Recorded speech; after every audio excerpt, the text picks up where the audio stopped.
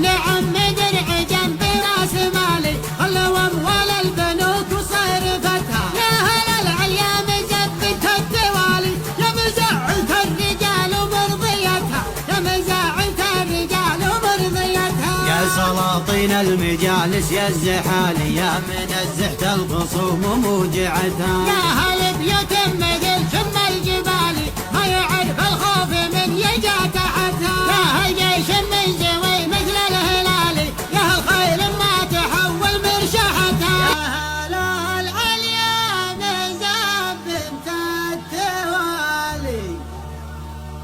يا مزعلت الرجال ومرضيتها يا سلاطين المجالس يا زحالي يا منزهت الخصوم وموجعتها يا هل بيت مثل شم الجبالي ما يعرف الخوف من يلجا تحتها يا هل بيوت مثل شم الجبالي ما يعرف الخوف من يلجا تحتها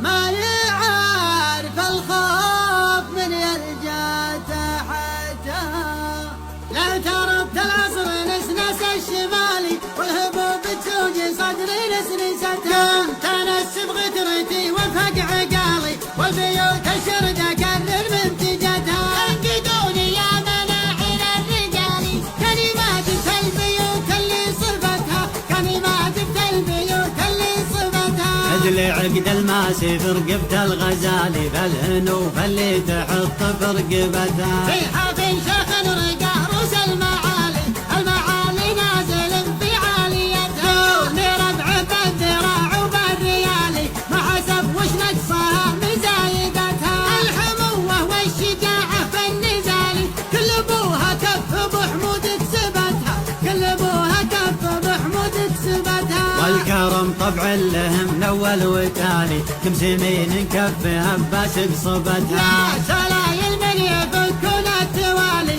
يوم سرد الخيل بنقدر همتها ابن عم درع جنب راس مالي خلوا اموال البنوك وصرفتها يا هلا العليا مزبت الدوالي يا مزعلت الرجال ومرضيتها يا مزعلت الرجال ومرضيتها يا سلاطين المجالس يا الزحالي يا منزهة الخصوم وموجعتها يا هل بيوت مثل شم الجبالي ما يعرف الخوف من يجا تحتها يا هل جيش من زوي مثل الهلالي يا هل خيل ما تحول مرشحتها انت خوف الحرب خطلان العيالي البكار السهج ترك درهمتها البكار السهج ترك درهمتها يا رحمن المجد يا كرام السبالي يا سلاطين المواقف وعمدتها ان عطيت ما جال المعطي مجالي ومنعت قله واللي معطيتها البقوم اللي